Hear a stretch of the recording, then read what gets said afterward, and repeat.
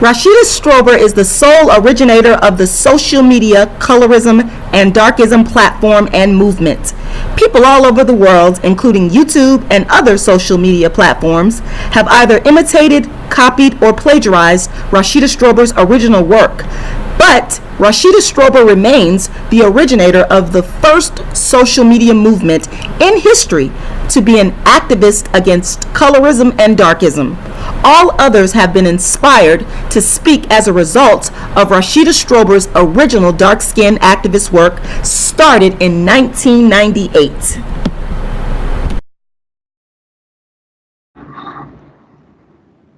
Hi, so this is Sean here with Miss Rashida Strober, the first dark-skinned activist and creator of the term Darkism.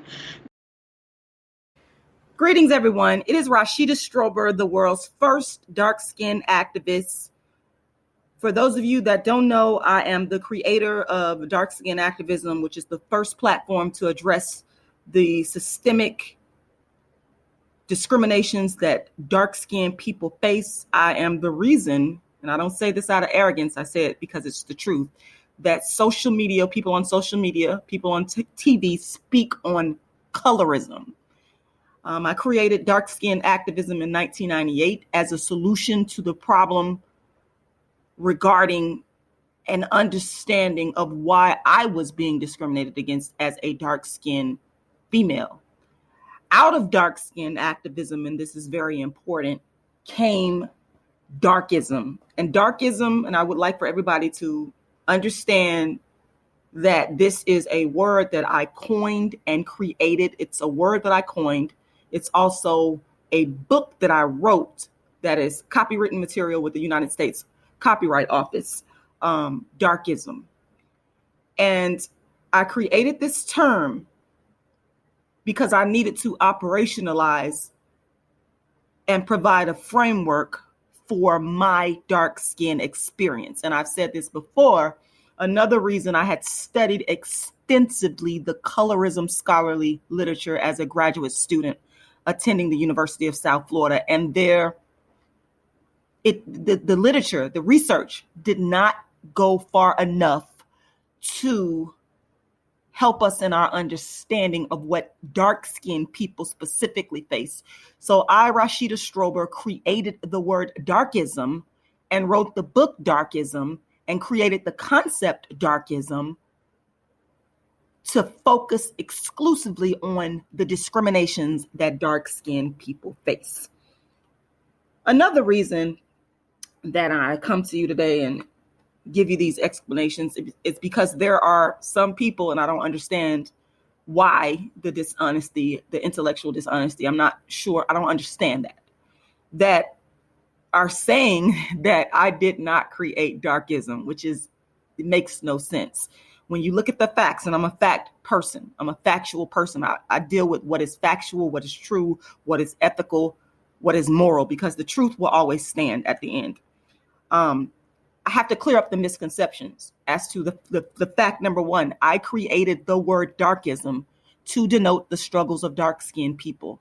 And it came out of my own experience first. And then again, like I said, studying the colorism scholarly literature, I found that it didn't focus specifically on dark skin. And there needed to be some type of concept, some type of movement that focused specifically on dark skin. And I get this question a lot. People will say, well, what's the difference between colorism and darkism?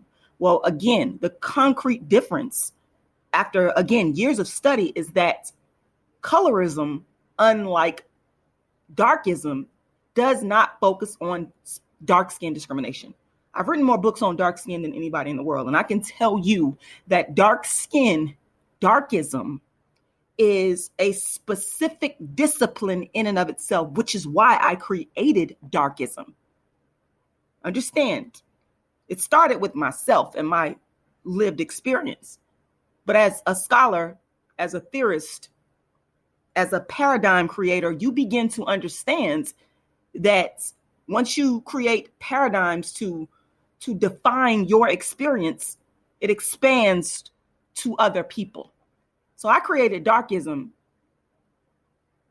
to shine a light on specifically what the dark-skinned people of the world face. That's the quick answer here. Only got about 5 minutes here.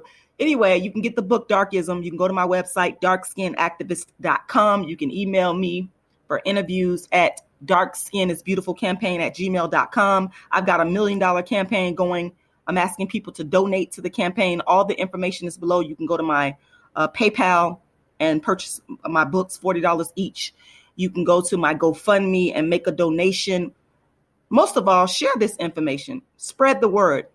Rashida Strober, the world's first and only dark-skinned activist, the creator of the concept of Darkism, and the author of the book Darkism, 25 Ways Dark-Skinned People Are Discriminated Against. Rashida Strober.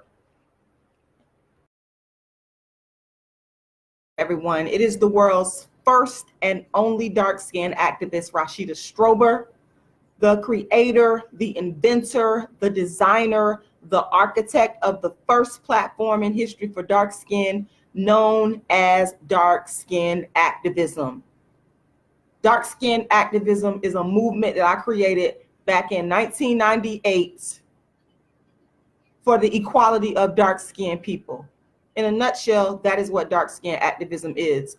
If you want to know more about myself, the world's first and only dark skin activist, and what Darkism is, you can go to my website, darkskinactivist.com. Now, dark skin activism gave birth to the paradigm of Darkism. And Darkism simply means the discrimination of dark-skinned people. Now, Darkism manifests itself in many different forms. And by the way, just so that we are clear, I want people to understand that Darkism is the name of my book. It's called Darkism, 25 Ways Dark-Skinned People Are Discriminated Against.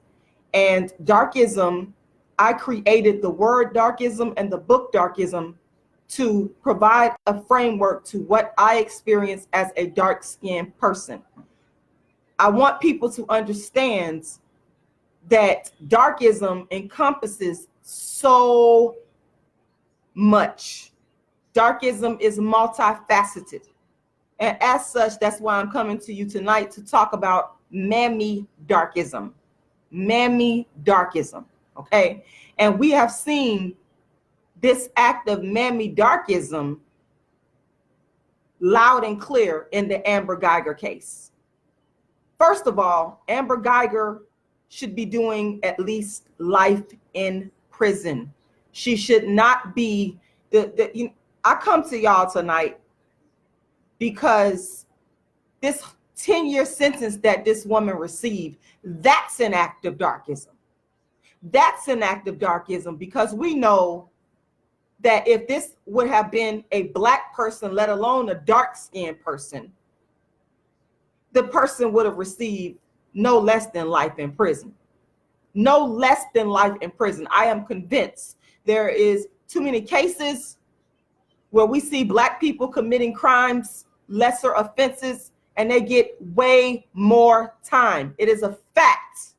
And this is a facet of Darkism, where we see a non-dark-skinned person receive less prison time for doing a crime that is more heinous than the person that created a lesser crime and got more prison time. That is Darkism. Amber Guyger, her sentence of 10 years is an act of pure Darkism. No one can argue that it's not. If you want to make that argument, I can't stop you, but you're in denial. You're in denial. Period, point blank, end of the story. You're in denial. Amber Guyger should be getting life in prison. And to add insult to injury, not only has this woman been sentenced to 10 years, but in 5 years, she up for parole. If that's not Darkism, I don't know what is. That's Darkism in the criminal justice system. How could anyone be so stupid, be so ignorant as to argue that this is not a clear-cut case of Darkism? And then to add insult to injury, this is the real reason why I'm making this video, because I'm absolutely shocked. I'm absolutely shocked when I saw the pictures. I was talking to a very dear friend of mine, and I found out he was the one that broke the news to me that this Amber Guyger had received 10 years. And then when he told me that, I immediately hopped online, and lo and behold, I see this picture of this darker skinned, to me, she looks to be heavier set. Who knows? Sometimes the camera can make you look bigger than what you are. But to me, she appears to be a heavier set, not necessarily fat or, but on the heavy side, judge giving Amber Guyger a hug. And I looked at this picture and I said, wait a minute. All these things started to pop up in my mind. I said, wait a minute. Number one, anybody with a lick of common sense, even white people, got to admit to this. If this defendant had been a white or a black person, a dark-skinned woman that had committed this same crime, a brown-skinned woman for that matter that had committed this same crime, the judge would not be sympathetic. The judge would not be getting up off the bench to give the convicted murderer a hug. Shame on you, judge. I have never seen anything like this in my life, and I've seen a lot. That's an act of Mammy Darkism.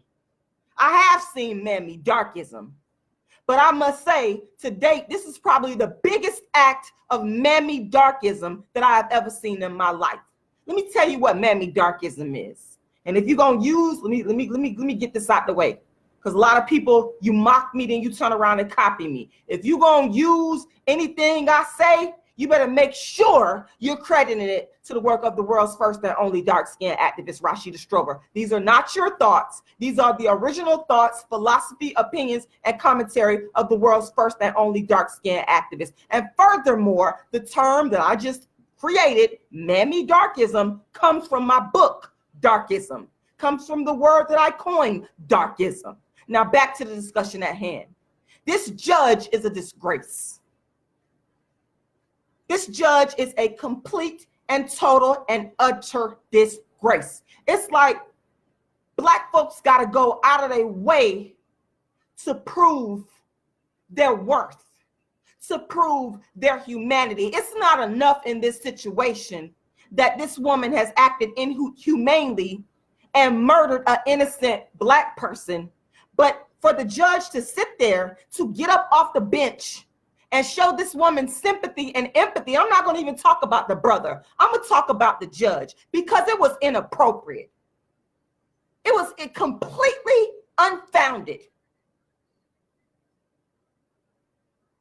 It was the jury that found this woman guilty. The jury finds this woman guilty of murder. And you sit there, judge, and you empathize with her. Can y'all name me a case where you ever saw this happen before? I have never saw this happen in my life with a judge, a white judge, getting up to hug a white defendant, let alone a black defendant, after being convicted of such a heinous crime. Make it make sense. The only thing I can say is Mammy Darkism. And what's Mammy Darkism? Mammy Darkism is when a black person, and we're talking about, in this particular instance, we're talking about black women, go out of their way, and this is rooted in slavery. It is rooted in slavery and oppression, to please and appease white people. And you see, a lot of times it's not even necessary, because in this case, it wasn't necessary. The judge is doing extra. Like I said, it's Mammy Darkism. It's that Mammy that a lot of, especially, and I hate to say this, especially the black people, some of them that come from the old school, that have grown up in that era where they feel like they have to bow down and bootlick. They have carried that over into this generation, and we see the remnants of that. The judge was extra. She did not have to go through all of that. All she had to do was sit on that bench and do her job. getting up, giving this woman a hug, a convicted murderer. Let's be clear what we're dealing with. A convicted murderer. Make it make sense. But Mammy Darkism sometimes doesn't make sense. It comes as a result of psychosis. It comes as a result of, and I don't want to make excuses for this judge because I'm pretty pissed off at her because I feel it's extra. I feel it's something that she didn't have to do. If she felt that way, if she genuinely felt that way, that she needed to get up and hug this lady, she could have kept that to herself. She know the sensitivity surrounding this case, how disrespectful to be giving a convicted murderer a hug. And here it is, you have the son of the mother, of the victim sitting right there in the courtroom. How disrespectful is that? But Mammy Darkism dictates that some black people go out of their way to appease even the guilty. You still trying to appease. You the judge. You got the law degree. You sitting on the bench, but you still feel the need to appease guilty white people. Now that's Mammy Darkism. That's Mammy Darkism. This woman had no regard, because if you're sitting there hugging a convicted murderer, I'm not going to let you forget that. The jury found you guilty of murder. If you sitting there hugging a convicted murderer with the victim's mother in the courtroom, what does that say about you? What does that say about your character? You got all this sympathy for this woman. But what about the dark skin? And I saw this young man's mother. What about the dark skinned mother of the victim? And then that begs the question, would this judge have had the same type of empathy and sympathy and patting backs and feeling sorry for a dark skinned woman? I haven't seen this judge get up and hug the mother. Where's the hugs to the mother? She's the real victim here. Where's the hugs to the mother, judge? You should be ashamed of yourself. You up. Okay? You up. Period. This was a straight up. And it shows the level of disdain that we have for each other. This black on black darkism. Because not only was that Mammy Darkism encompasses black on black darkism, where we will feel way more empathy for even a convicted murderer. And I'm even saying this to myself going, wow, than for the victim who's black.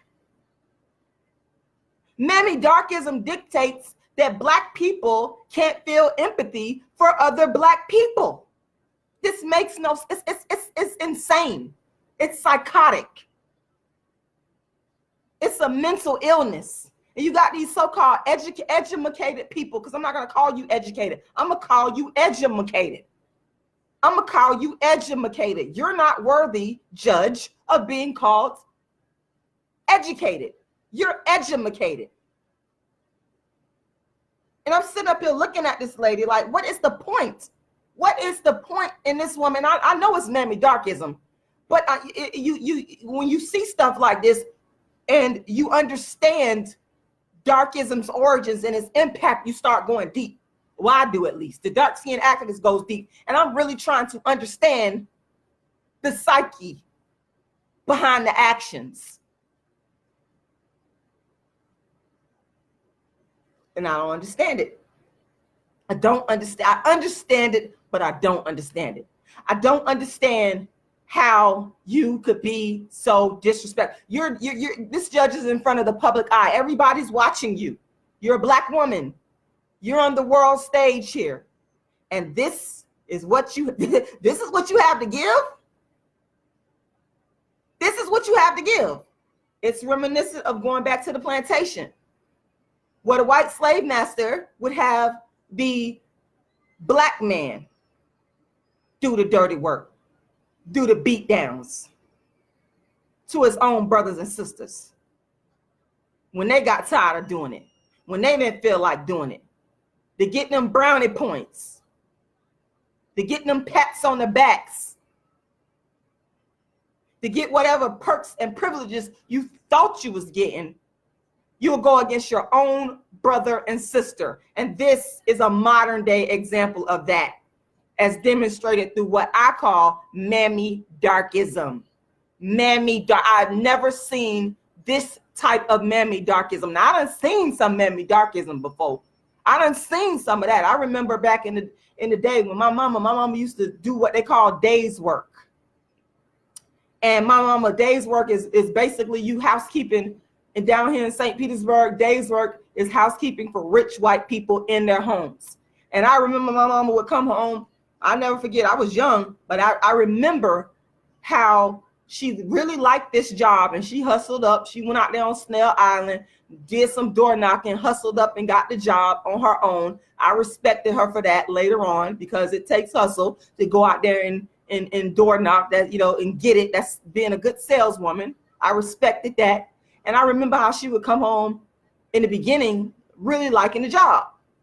And then she started coming home talking about this other black woman that was working there, and how she would be doing all this underhanded stuff, and how basically what my mom was saying, what I realized later on, and this is a form of Mammy Darkism,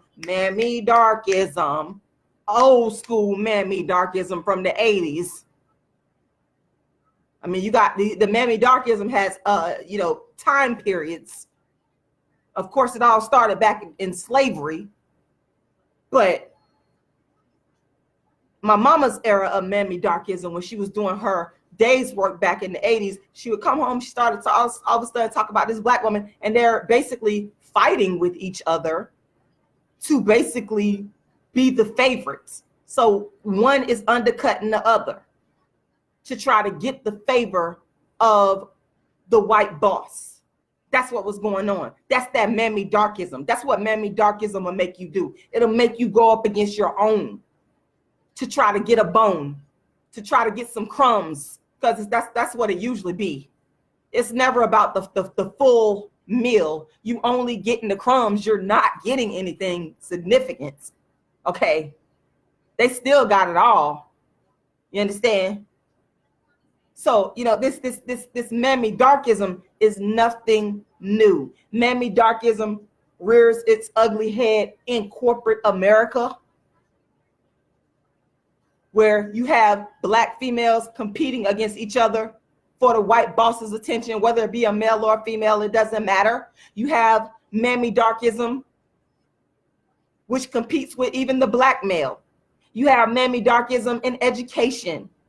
You have Mammy Darkism in every walk. I refuse to be that type of black woman. Say what you will about me. I tell the truth about y'all copying my work. I say it. I created dark skin activism. That ain't got nothing to do with being no mammy. This is me dealing with black people straight up and saying, stop stealing my work. You're not the dark skin activist. I created this whole lane. Stop watching my videos, reading my books, looking at my interviews, going to my website, ripping off my work. You're not the dark skin activist. It's only one. That's not Mammy Darkism. That's making black people come correct and respect what I created from the ashes of nothing, when nobody cared about dark skin. But as far as me playing the role of a Mammy Mammy Darkist on a job in education or wherever the case may be, that's never gonna go down. There's nothing to necessarily be gained. You might feel like it's something to be gained in the short term because you feel like you're going to get some type of points. You feel that you want to be liked. And that's really what's at the root of it. I don't even think the root of it is necessarily monetary, because we can get money. If we really want to get money, we can get money. I think that deep down, black people have an inadequacy, and they have this deep-seated need to be liked by white people. And they will do anything, including make a fool of themselves in a case such as this Amber Guyger case, where you have a black judge sitting up there, getting off the bench, going out of her way to hug a convicted murderer. How disrespectful is that? You done crossed the line, you Mammy Darkies. How disrespectful is that?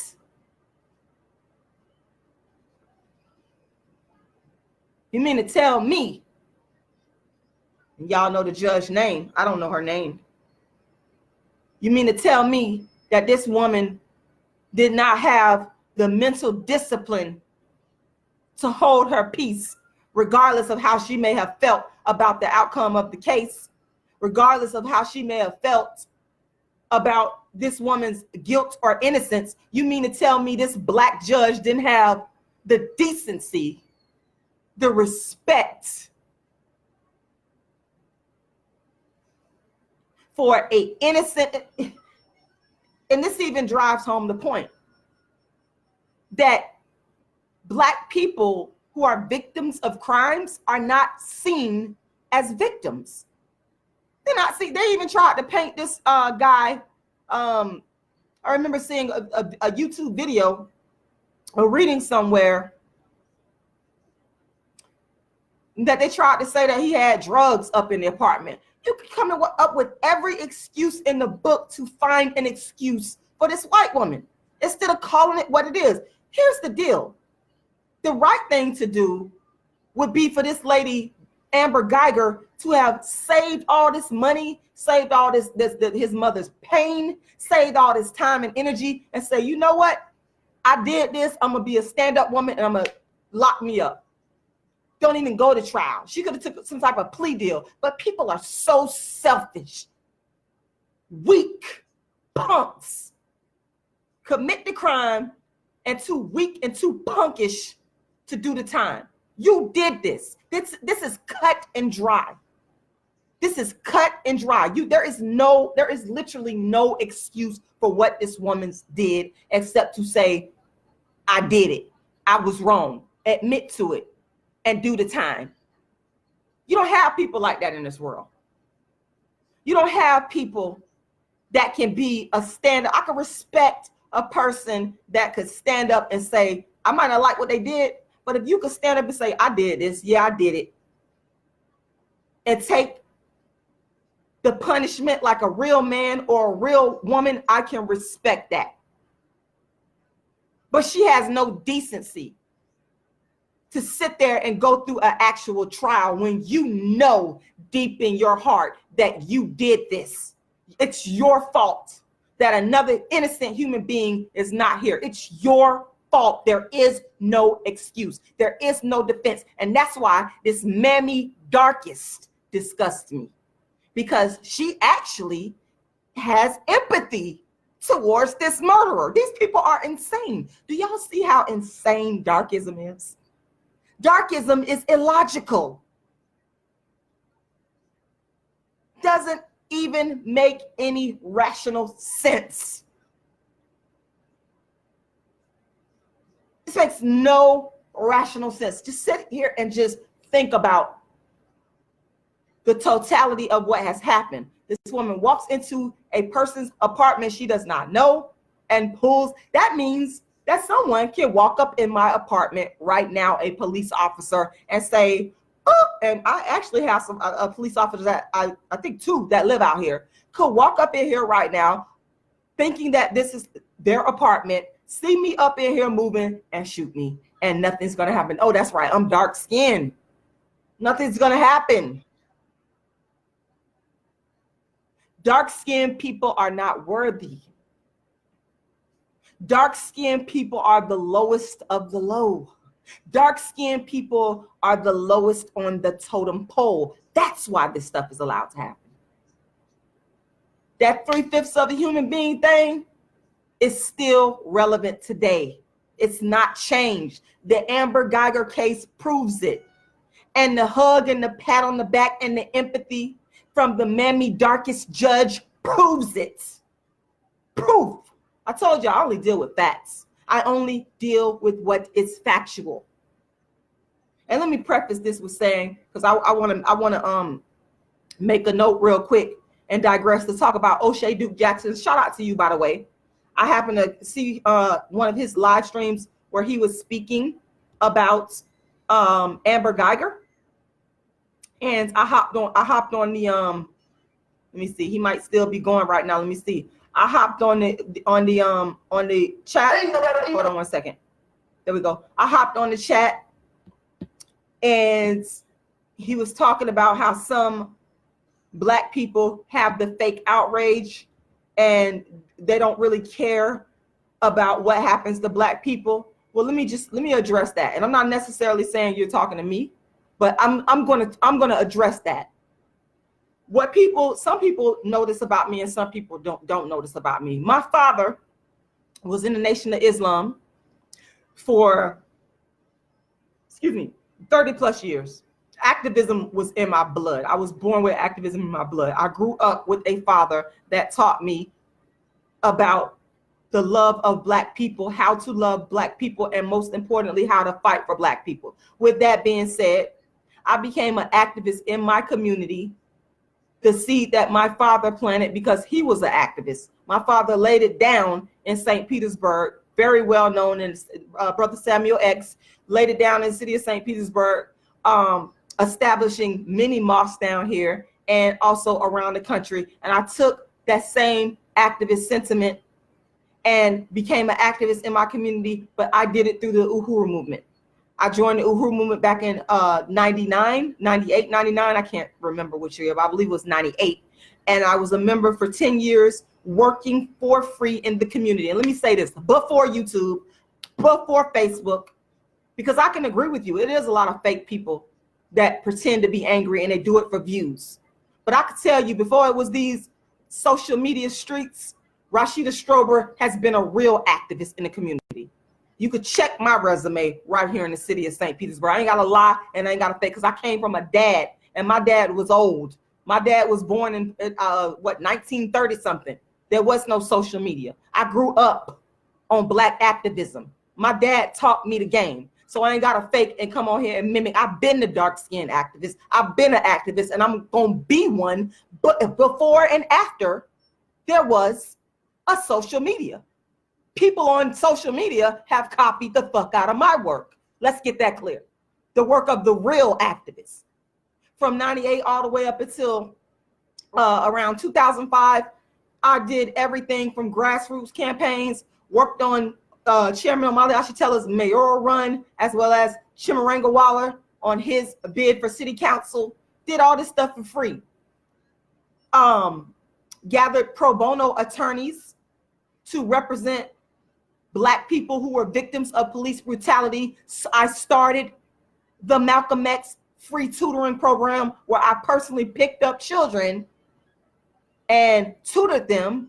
I personally went to schools with parents and advocated for their Black children. Okay, so my resume is very long. Before there was a Facebook, before there was a YouTube, before there was a social media. Let me stress that I've been the dark-skinned activist, and all you just copying me when it comes down to darkism and colorism. And I'll tell you this to your face, and you wouldn't be able to handle it. You wouldn't be able to handle this smoke, because it's the real smoke. It's the real truth. And people can't handle the truth when it's all up in their face. They can't handle the truth, so they get up all in their feelings. So I'm gonna get that clear. We're gonna get that cleared up. We're going to get that cleared up. If it wasn't for me, Rashida Strober, the world's first and only dark-skinned activist, ain't none of you would be even thought to talk about dark skin, because you didn't care. You mocked me. Now you copy me. Every last one of you, from social media to TV. But it's only one queen of dark skin, and that's Rashida Strober. Let's be real clear. Let's be real clear on that.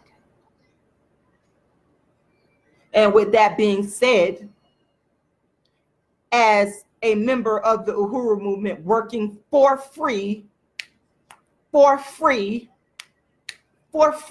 the community, I paid my dues. I paid mine. What have you done? What have you done? You ask yourself, what have you done? Because you're dealing with the real deal here. Ain't nothing fake and ain't nothing phony. What you see on this camera, let me tell you, you will see it 10 times turn up in person. 10 times turn up in person. No different. No different. What you see is what you get. I'm so tired of all these fake behind people. I could definitely feel you on that, O'Shea, that there is some fake outrage. But let me tell you, before YouTube, before Facebook, all that, I was a member of the Uhuru movement in the community grassroots, leading up protests, out there helping with protests, all the way from St. Petersburg to Los Angeles, California. You understand? Out in the community on a grassroots level, knocking on doors, making people aware of different community situations. I've done all of that. All of that, and then some. How many times have I worked on a campaign to free a Black man from jail or prison? So you can't beat me when it comes to activism, because I'm the real deal. What have you done? It's aside from watch my work and copy me. What have you done? Let's get that clear. We're going to get that clear. Now let's get back on this Amber Guyger case. Now, Amber Guyger, people say, well, what is the connection here of Darkism to a white woman? Well, Darkism encompasses a situation like this, where a white woman who commits a certain crime gets less time than a Black woman or Black people who commit the same crime or a lesser crime. That's Darkism. White versus Black encompasses Darkism. It could be dark skin on dark skin Darkism. It could be white on Black Darkism. It could be white on dark skin Darkism. It could be white on brown skin Darkism. Darkism is simply the discrimination of dark skinned people. And when you have a situation where a woman, a white woman who has been convicted of murdering, keyword, a Black man and receives a sentence of 10 years, that's Darkism. Because this is a white woman and this is a dark Black man, a darker person. That's Darkism. That's discriminate. That is discrimination against a dark-skinned person, because this person should not have received the sentence. It's not commensurate. It doesn't make any sense. So there's the dark-skin discrimination.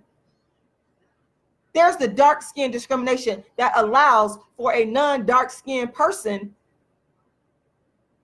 to get away with crimes committed against a dark-skinned person that a dark-skinned person would never be able to get away with.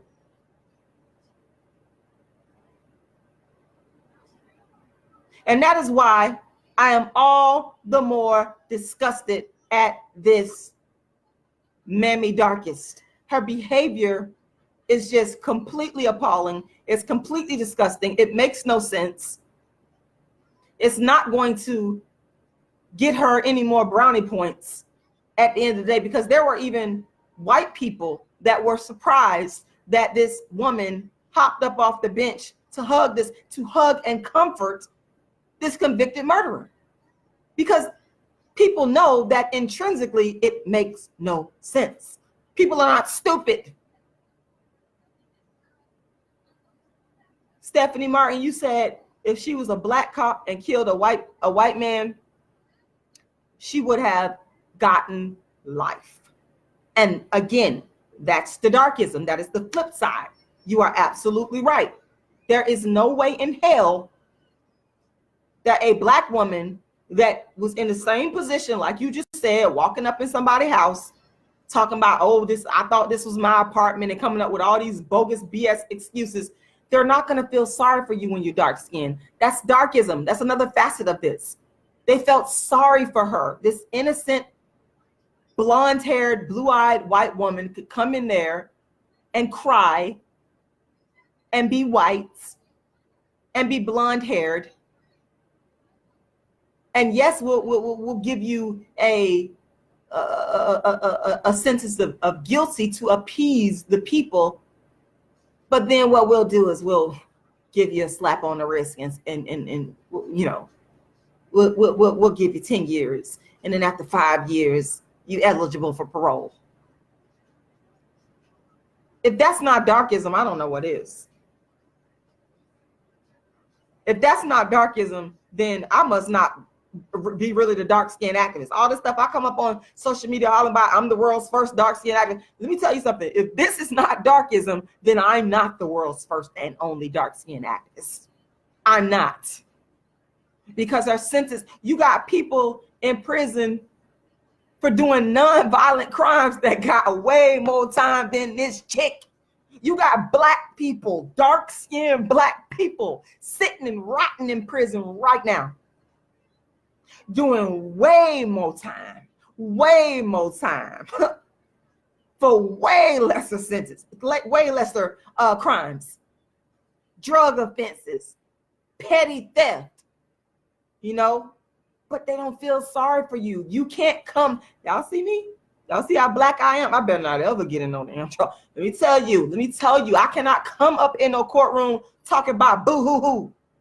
I cannot come up in no courtroom doing that. I cannot come up in no courtroom boo-hooing. It's not going to work. That's why I just be my damn self. Y'all can say whatever y'all want to say about me. I don't care, because I already know as a dark-skinned person, you damned if you do and you damned if you don't. You're damned if you do, you're damned if you don't. I can't come into court and play that crying, I'm so innocent, I'm so weak, damsel in distress role.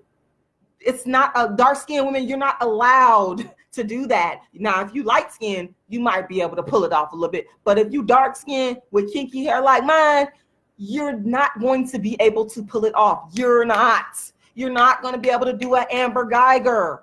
You're not. So just don't commit crimes. Don't commit crimes, dark-skinned people. Let's be ethical, moral, upright human beings. Let's not commit crimes. That's your best bet, because you're not going to get sympathy. There was a Villanova study that showed that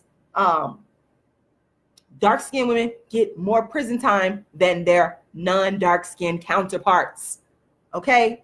And people be copying me now. They got all these articles talking about dark skin. Is all y'all copying the dark skin activists? Because I've been quoting these articles, scholarly articles, for years. They got it from me. Y'all be sitting back watching my videos, watching my interviews, reading my books, and mocking and then copying. Jane Poe says, "What do you think of the victim's brother hugging his brother's murderer?" You know what? I think that, first of all, if I compare the judge, the Mammy Darkest judge's behavior to the brother's behavior, I give the brother a pass, even though I don't agree with it. But I give the brother a pass because, you know, he was emotional. It's a lot of emotions going on there. And I just don't want to pass judgment on him, even though that's not something I would do. But when I compare it to the judge's behavior, it's out of line with the judge. It doesn't make logical sense with the judge, because I've never, y'all can correct me if I'm wrong, I've never seen a judge get up and hug a convicted murderer in my life. And I've watched a lot of court TV. I don't watch TV. I've never seen a judge do that. If it has ever happened, I would love for y'all to point out the judge who got up and hugged a convicted murderer during sentencing. I've seen judges go off on convicted murderers. I've seen them go in on their asses. But I've never in my life seen a judge get up and hug a convicted murderer. This judge was so damn out of order. Talk about order. You're supposed to have order in the court. You're out of order. This judge, it's completely outrageous. That's why I call it Mammy Darkism, where she's trying to prove that she's empathetic. Lady, you're trying to prove you're empathetic to the wrong person.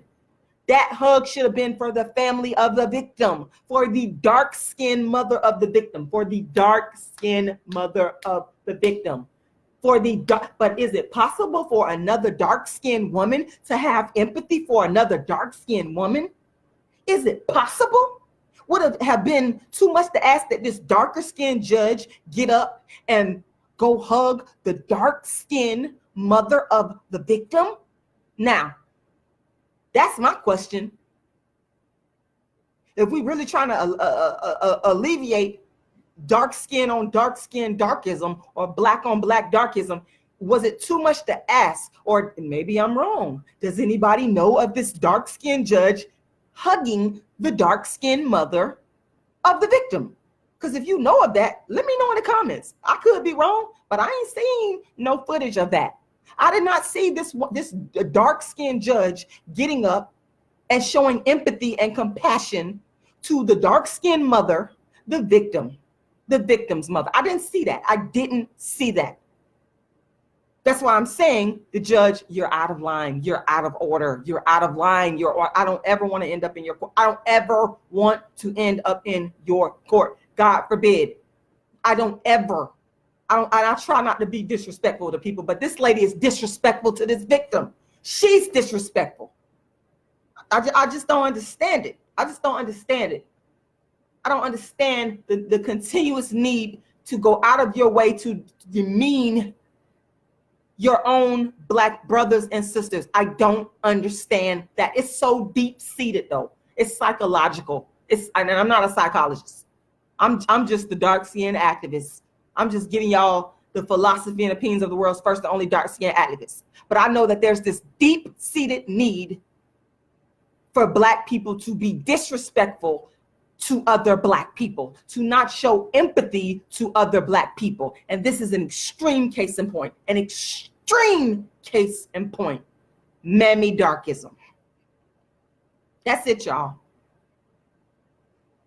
It is the world's first and only dark-skinned activist, Rashida Strober, the creator, the inventor, the designer, the architect of the very first platform. Without Rashida Strober, nobody would be talking about dark skin. Nobody would be talking about colorism. Nobody would be talking about none of that. I invented, created the whole lane. You mad? Be mad. I could care less. I'm only here to speak the truth. And I would like to say in closing, may this young man rest in peace. And God is the avenger of all things. People think that they can go around doing people wrong, and they think they done got away, but you ain't got away. You ain't got away. This woman has not gotten away. People think in this world that we live in, people swear up and down, they can go around and fuck people over and treat people wrong and walk all over people. But I can guarantee you, you can do it for as much as you want, but you won't be able to do it for as long as you want. There's a God, and I do believe in God, and I do believe in karma. I do believe in karma. I do believe in karma. And karma's coming.